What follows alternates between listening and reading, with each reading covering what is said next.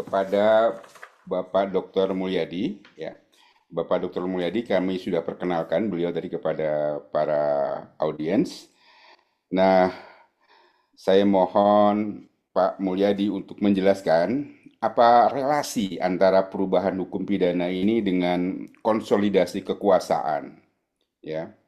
Apakah ini sebuah gejala teknokratis atau bagian dari desain politik yang lebih besar ya? Mangga, silakan Pak Dr. Mulyadi. Baik, terima kasih banyak. Saya ini apa pagi-pagi semua HP saya itu tidak bisa dibuka. Jadi, tapi ada WA-nya di laptop, jadi saya masih bisa berkomunikasi itu. Baik, terima kasih banyak moderator, Bapak Ibu yang saya hormati yang ada di Zoom. Selamat siang, salam sejahtera, assalamualaikum warahmatullahi wabarakatuh. Waalaikumsalam warahmatullahi Waalaikumsalam wabarakatuh. warahmatullahi wabarakatuh. Eh, saya orang politik. Ya, saya disiplin ilmu politik linier S1, S2, S3. Tapi waktu S1 itu nggak tahu mahasiswa sekarang apa masih diwajibkan mengikuti mata kuliah yang memang berhubungan dengan disiplin ilmu itu namanya mata kuliah dasar umum. Dulu waktu saya S1 harus itu wajib ngambil mata kuliah ekonomi di Fakultas Ekonomi. Jadi saya pergi ke Fakultas Ekonomi belajar, ngambil ilmu hukum, kuliah di ilmu hukum di Fakultas Hukum, kuliah filsafat logika di Fakultas Sastra waktu itu, dan ilmu statistik, statistika ya, bukan ilmu statistik karena turunan dari statistika itu adalah statistik, jadi ilmunya langsung saya pelajari di Fakultas MIPA. Nah, saya sisa-sisa ilmu itu masih ada ya, tapi saya kan menggeluti keahlian ilmu politik. Nah, karena itu saya berguru banyak dengan teori-teori ya, dengan satu keyakinan bahwa teori itu sebenarnya sudah matang dibuat. Karena itu kata Einstein, apabila teori dan praktek bertentangan, maka segera ubah prakteknya, bukan teorinya. Karena diasumsikan bahwa teori itu pekerjaannya ilmuwan dan itu sudah selesai. Ya, meskipun ya, eh, secara teoritis teori dan fakta itu sama, tetapi secara praktis tidak sama. Buktinya sekarang, ya selalu saya katakan, hampir semua praktek politik yang ada di Indonesia dengan rujukan hukum itu salah. Jadi saya mau maaf, selalu saya tidak percaya itu aturan yang ada karena aturannya kok dibuat itu sudah salah, menyimpang dari teori. Misalnya di Undang Dasar 2002 itu ada pasal mengatakan bahwa kandidat presiden diusulkan oleh gabungan partai politik. Ini sudah salah karena konsekuensinya adalah ya, koalisi. Sementara dalam ilmu politik koalisi seperti itu tidak dibenarkan, haram hukumnya. Jadi ini mas, karena itu selalu saya telusuri siapa sih ilmuwan politik yang ada. Karena gini, negara itu adalah politik. Karena itu sebenarnya yang harus berbicara dulu ilmuwan politik itu. Nah, nanti kan di dalam negara itu ada aspek yang harus dibicarakan. Karena ada fungsi negara, misalnya kesejahteraan. Ya sudah, undang ekonomi. Karena fungsi negara itu welfare, kesejahteraan. Ya kan? Kemudian fungsi negara itu internal order, tentraman. Itu dimandatkan kepada badan kepolisian. Ya udah, panggil mereka bicara. Ahlinya, bukan praktisinya. Karena ada kepentingannya nanti di situ. Ya, dengan asumsi ilmuwan itu ya, ilmuwan ya, itu memang harus didefinisikan karena ahli dengan ilmuwan itu berbeda. Ya, itu berbeda. Ini yang saya maksud. Karena itu kan selalu saya tanya siapa sih sebenarnya ilmuwan politik yang dilibatkan di dalam desain republik ini, sistem politiknya. Nah, karena saya selalu yakin itu politik dan hukum ya itu disamarkan. Malah hukum mau menganggap politik itu adalah prajurit. dengan mengatakan bahwa hukum itu adalah panglima. Nah, selalu saya tegaskan, enggak, Anda keliru. Politik itu adalah bosnya. Ya, hukum itu adalah prajuritnya. Ekonomi itu adalah prajuritnya, sosial itu prajuritnya. Karena itu perbaiki politiknya, bukan diperbaiki. Ya, hukumnya Anda tidak bisa perbaiki. Kenapa? Ini siapa waktu ketua ada dua ketua MK pernah saya berbicara depannya itu apa salah satunya Prof Jimli depan saya, pas depan saya itu saya bilang sudah coba ubah prinsipnya itu, ubah cara berpikirnya itu, ya bahwa ya hukum itu adalah produk politik. Karena selama ini selalu saya ingat bahwa selalu diutarakan ke saya bahwa hukum itu harus memerintah politik, nggak bisa, Pak. Hukum itu adalah produk politik, dilaksanakan di dalam praktek politik dan dipengaruhi oleh praktek politik. Bapak nggak bisa, ya, sampai kiamat Bapak frustasi melihat kalau Bapak selalu mengatakan bahwa hukum itu adalah panglima. Ya, kemudian politik prajuritnya nggak bisa. Politik itu adalah panglimanya. Hukum itu adalah prajuritnya, sama dengan ekonomi. Ini saya ceritakan. Priklas itu ya pernah ditanya oleh ponakannya Alcibiades, ya apakah hukum itu? Ini Priklas menjawab dengan jawaban definisi operasional. Hukum itu adalah seluruh undang-undang yang dibuat oleh penguasa. Jadi hukum itu dibuat hukum itu definisi operasional seluruh undang-undang dibuat oleh penguasa. Penguasa itu politik. Undang-undang itu hukum. Itu kata Priklas. Lantas Alcibiades bertanya, ya, bagaimana kalau undang-undangnya buruk, jahat? Ya, apakah masih bisa disebut hukum? Apa jawabnya Priklas? Oh, itu bukan hukum. Itu bukan hukum. Itu anti hukum. Itu bukan nomous, tapi anomia, gitu. Nah, dari sini percakapan ini direkam, ya, sampai dipelajari sampai sekarang. Nggak tahu kalau di fakultas lain pelajari tidak. Ya di situ. Yang kedua, di demokrasi Athena kuno, itu saya tulis beberapa hari sebelumnya, itu ada praktek politik yang memperlihatkan bahwa kekuasaan rakyat itu tak terbatas. Namanya ostrakisme. Ostrakisme itu adalah proses politik, bukan proses hukum. Ingat, ini nanti wujudnya ada, relevansinya ada. Ostrakisme itu adalah proses politik di mana warga negara secara langsung, ya, dia mengusir seseorang yang dianggap berbahaya. Dia dapat mengusir, ya, dia melakukan keputusan besar untuk mengusir pejabat politik yang dianggap berbahaya, meskipun sudah setumpuk jasa-jasanya, termasuk yang saya sebutkan tadi Alcibiades, itu diusir. Nah, silakan aja lihat itu tulisan saya itu. Jadi pejabat yang diusir oleh rakyat, bukan rakyat yang terbalik. Bukan pejabat yang mengatakan, kalau kau tidak puas, kau pergi ke negara lain, keluar. Nah ini, ya, yang harus diberikan itu sederhana kok. Kalau jumlah jadi ostrakisme itu sederhana pelaksanaannya. Ya, dilakukan dengan cara warga negara itu, ya, yang mau diusir itu ditulis namanya di atas potongan tembikar ostrakon, ya. Di situ kemudian apabila cukup 6.000, maka orang yang diusir itu harus meninggalkan Athena selama 10 tahun.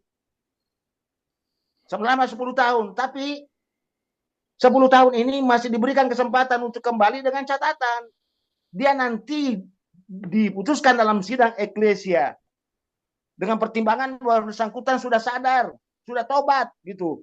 Itu pejabatnya, Pak.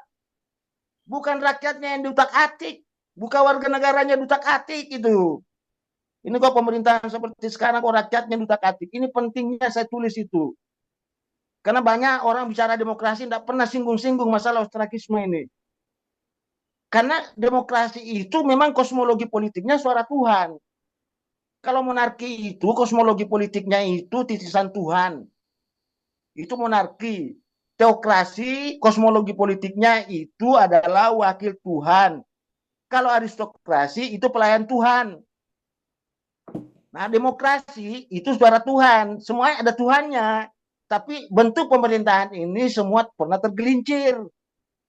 Nah, contohnya, ya dia Athena kuno itu supaya tidak tergelincir demokrasi, karena itu tadi jangan sampai penguasanya itu suara rakyat, katanya dia suara rakyat, demokrasi, demokrasi, padahal suaranya dia. Padahal suara setan, suara rakyat, suara setan, suara rakyat, suara iblis. Maka ada satu mekanisme politik, bukan mekanisme hukum, namanya ostrakisme. Itu di sini kok pejabatnya sudah melakukan kesalahan banyak, masih diusulkan jadi pahlawan. Bingung saya itu. Ya, kayaknya saya perlu juga mengajar di Fakultas Hukum ini. Ya, karena itu saya pelajari itu dia apa namanya KUHP itu, KUHP dengan KUHAP saya baca.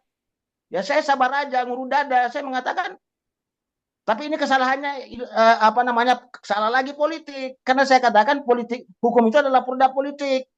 Nah, saya sedang mengusut siapa ilmuwan politik yang dilibatkan dalam perbuatan itu di dalam penyusunan KUHP ini. Saya tidak tahu karena kan ada objek yang ingin dipidanakan merupakan objek politik itu.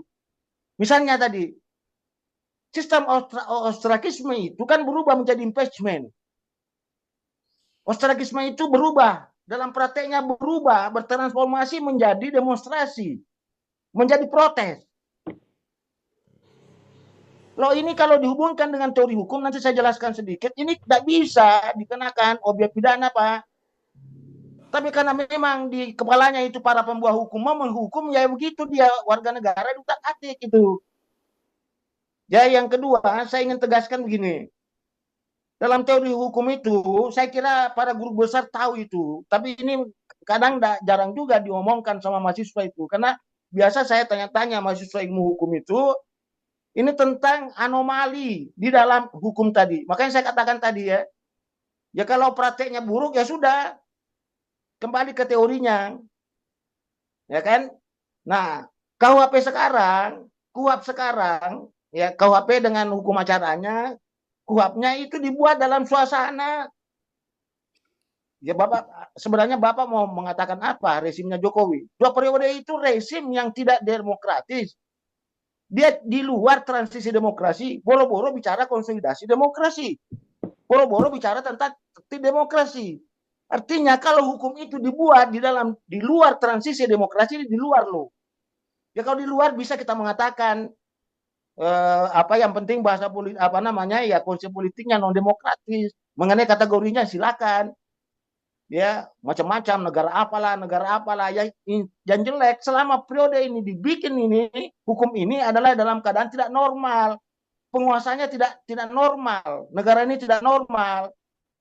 Karena itu berhubungan dengan reformasi Polri, apanya yang Bapak mau reformasi Polri, apanya sementara Bapak berikan kekuasaan penuh, banyak sekali tambahan kekuasaan.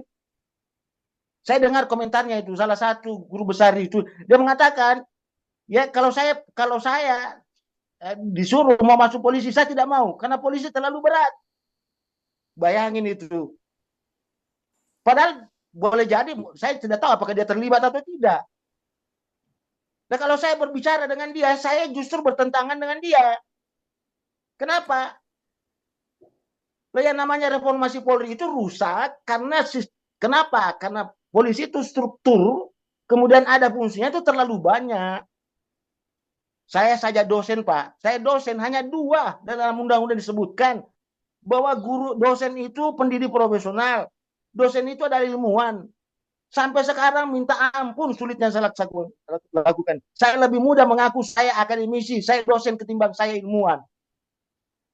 Karena itu orang mengatakan kalau keilmuan mana teorimu, mana dalilmu, mana hukum yang kau ciptakan itu. Berat itu Pak.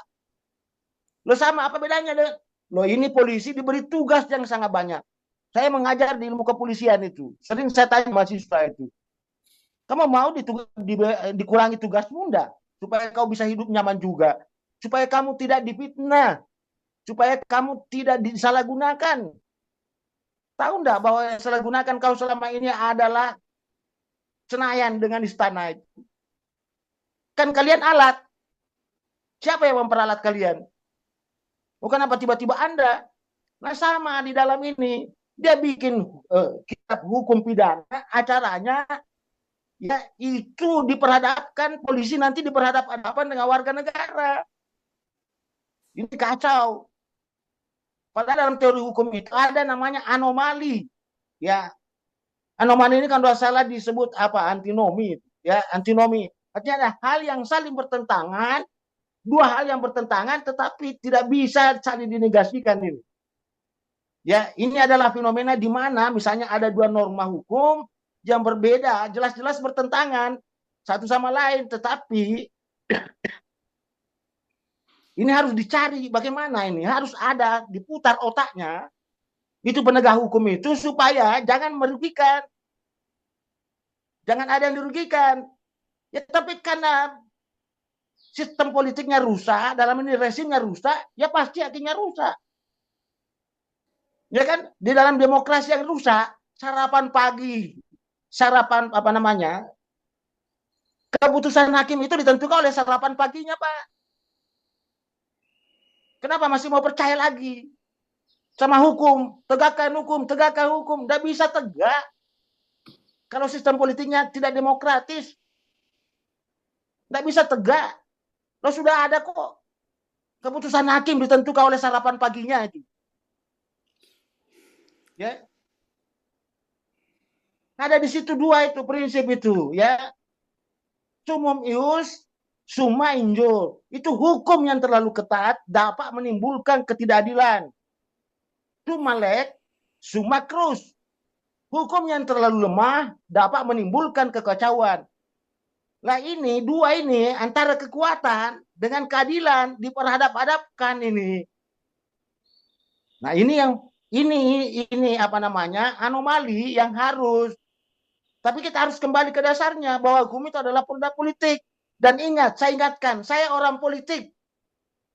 Seluruh ahli awalnya yang memperkenalkan politik itu negatif, bukan ilmuwan politik. Ada ilmuwan yang mendefinisikan bahwa hukum itu masalah siapa mendapat apa, kapan dan di mana. Itu bukan ilmuwan politik awalnya. Bukan. Politik itu ialah ini persoalan cara menipu. Awalnya berbohong, ya, di tengahnya kemunafikan, baru di akhirnya tega-tegaan seperti resimnya Jokowi. Itu bukan politik. Yang dipelajari ilmuwan politik, apa namanya, mahasiswa politik, saya tidak pernah ajarkan itu. Tak ada itu, bohong, politik ialah bohong awalnya, munafik tengahnya, tega-tegaan akhirnya. Politik ialah ya pengorganisasian kebencian, pengorganisasian dendam dan perlawanan, bukan itu.